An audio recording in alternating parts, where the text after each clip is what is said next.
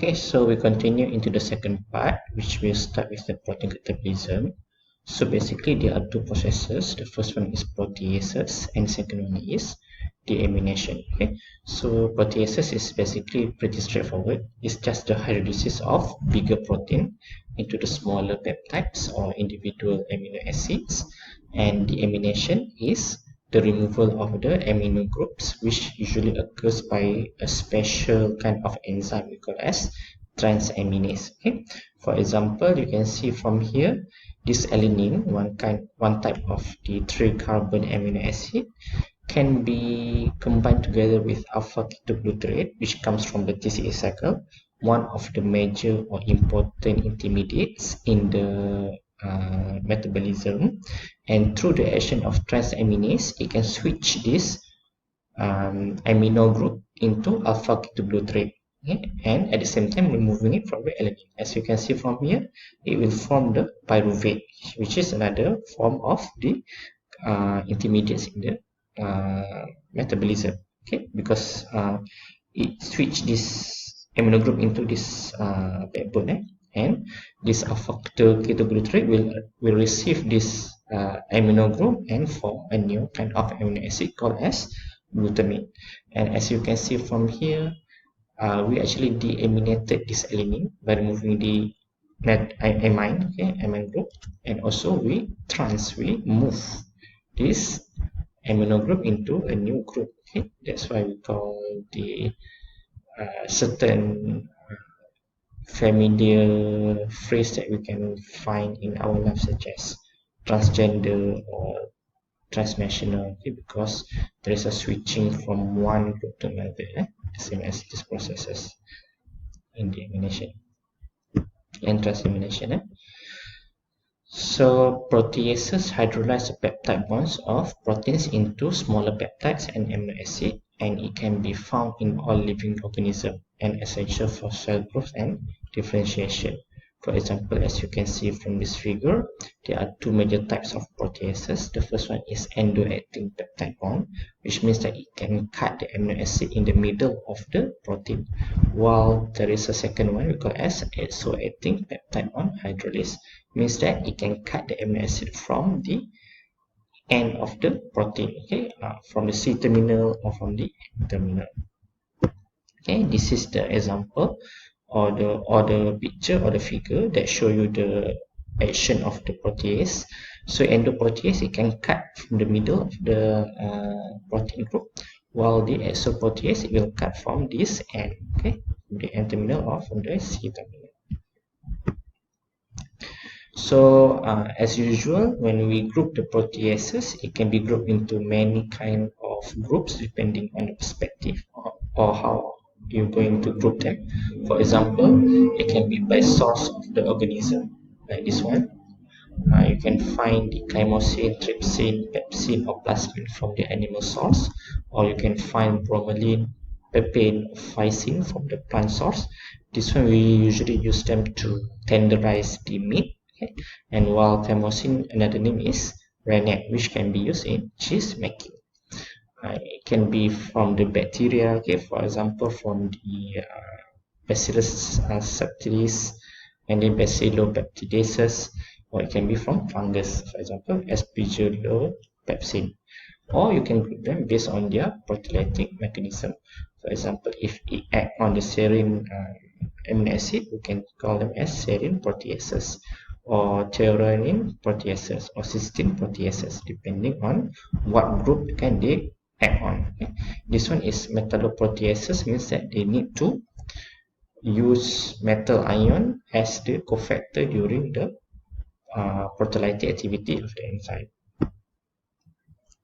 You can also group them based on their active pH range. For example, it can be acid, it can be neutral, or it can be alkaline. Okay, you can also group them based on their peptide or specificity.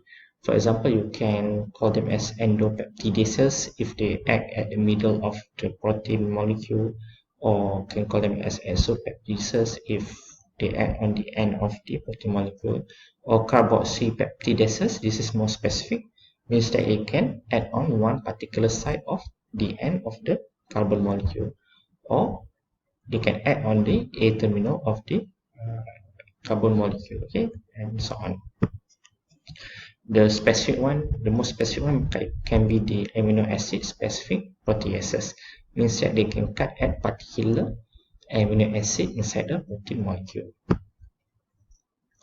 So this is the example that I told you earlier, endopeptidase and exopeptidase. Okay, endopeptidase it will cut the middle, while exopeptidase it will cut at the end of the protein molecule at N terminal or C terminal.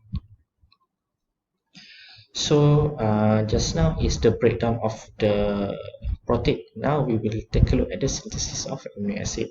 So the precursor metabolites usually used as the starting substrate. Means that the metabolism that we learned earlier, the pyruvate, the acetyl-CoA, the intermediates in the TCA cycle, they all can be used as starting substrate. Okay? So basically, this carbon skeleton of these intermediates can be remodeled, and then we can add certain amino group or sometimes sulfur added to form a new amino acid. So the nitrogen addition of the carbon skeleton is important because we know that amino acid comes from the structure of amino acid contains nitrogen. So the potential sources of nitrogen can be ammonia, nitrate, or the nitrogen itself, okay, as you can see in this picture. For example, this alpha ketoglutarate, one of the important intermediates inside the TCA cycle, can undergo one reaction using glutamate dehydrogenase to add one ammonia into this alpha ketoglutarate and produce glutamate. Okay, and at the same time, this glutamate can be used or can be combined together with other amino acid to produce other kind of amino acid, and at the same time can be converted back to alpha ketoglutarate using the certain special enzymes we call as transaminases. So for example, if we are converting this glutamate to other amino acid, for example aspartic acid, we can call that as glutamate transaminase. But if the starting molecule is aspartate itself, we can call that enzyme as aspartate transaminase. Okay? The same if we are using other kind of amino acid as the initial substrate. Okay? So the name of the transaminases always correspond to the name of the substrate that is being used during the reaction. This alpha keto acid is actually the intermediate inside the TCA cycle, the same as alpha ketoglutarate. Okay? So when this reaction is happening, it must produce both of these things. The first one is amino acid, the new amino acid, and the second one is the new alpha ketoglutarate, depending on the carbon skeleton of the initial substrate. Okay, the synthesis of amino acid, basically there are three major groups as you can see from here, but there are also other kind of synthesis of amino acid from depending on the organism. Okay, for example, in plant, different kind of synthesis might happen. Okay, synthesis of amino acid is actually pretty special compared to the other kind of the metabolism of the macromolecules in the body. Okay, for example, fatty acid, it is actually quite similar between plant, microorganism, and human. The same as carbohydrate as well. But amino acid can be very different depending on the organism. For example, in plant, different kind of reaction is needed to form this amino acid. But in microorganism, different kind of reaction needs to be done to produce this amino acid. And plant can produce certain amino acid that cannot be produced by human or microorganisms, and the same vice versa for the other organisms as well. And as you can see here, the three major molecules, these molecules all can be found in the organism, which is the first one is phosphoenolpyruvate. Okay, or the shorter name is PEP.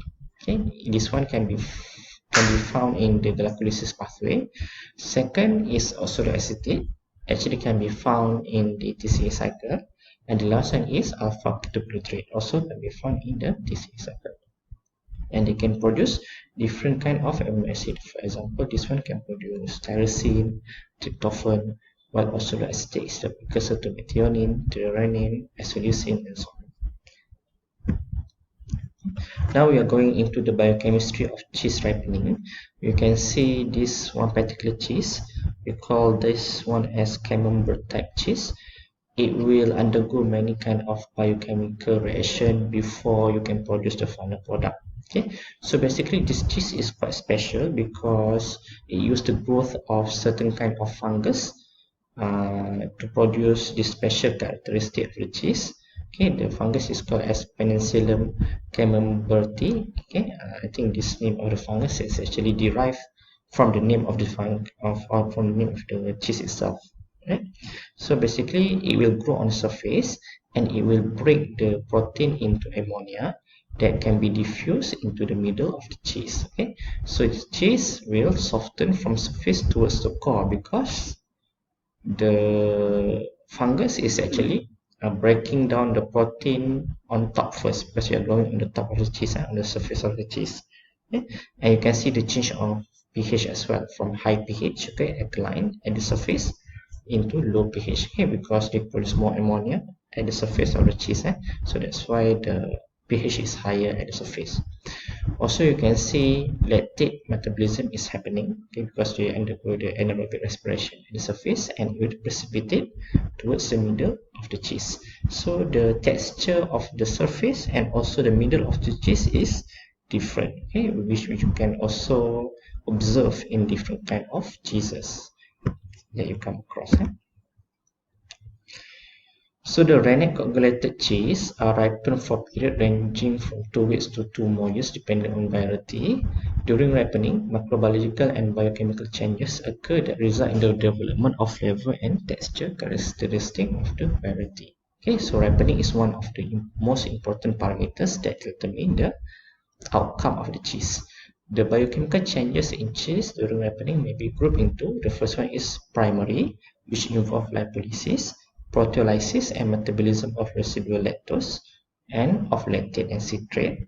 And then the secondary one, which is the metabolism of fatty acid that comes from the initial lipolysis and amino acid that comes from the initial proteolysis event. So this one will refine the flavor and aroma of the cheese. So they will become shorter, okay, the fatty acid and amino acid that will contribute to the stronger volatile aroma or taste of the cheese. Okay, proteolysis contributes to the softening of cheese texture during ripening by the breaking down of casein, one type of the protein inside the milk. Okay, caseimetry of the curd, and through the decrease in the water activity of the curd because of the changes in water binding by the new kind of amino acid formed during the hydrolysis of protein. Second, the flavor of the cheese, okay, can be influenced by producing short peptides and amino acid, okay, because this amino acid, all of them have different tastes. Some are flavored and usually they are bitter. Facilitate the release of separate compounds from the cheese matrix. And the third one is providing free amino acid as substrate for further catabolic reaction to produce flavor volatile compound. So the shorter the compound is, the stronger is the flavor or the volatile compound that can be released. Okay, so basically amino acid can be grouped into 3 major tastes. The first one is umami and sour taste, which can be glutamate and aspartic acid. That's why we can form the MSG from glutamate. Second is sweet taste, okay, this kind of amino acid. And the third one is bitter taste. And as we can see before, most of the amino acid that is formed during cheese contain bitter taste. Okay. Proteolysis is the most complex biochemical event that occurs during ripening and catalyzed by proteinases and peptidases. From the first one is residual coagulant, okay, for example from the rennet. Second, from the milk itself, particularly plasmin. Plasmin is one kind of enzyme that is extracted from the blood of the animal. The third one can be from starter LAB. The next one can be from non-starter LAB, and the last one is from the secondary starter that you add after the first fermentation of the milk. Okay, so you always add something else to produce a different kind of cheese. For example, this kind of microbe in Swiss cheese, and then this kind of microbe in blue cheese, and so on. Okay, so we will continue, okay, for the next lecture.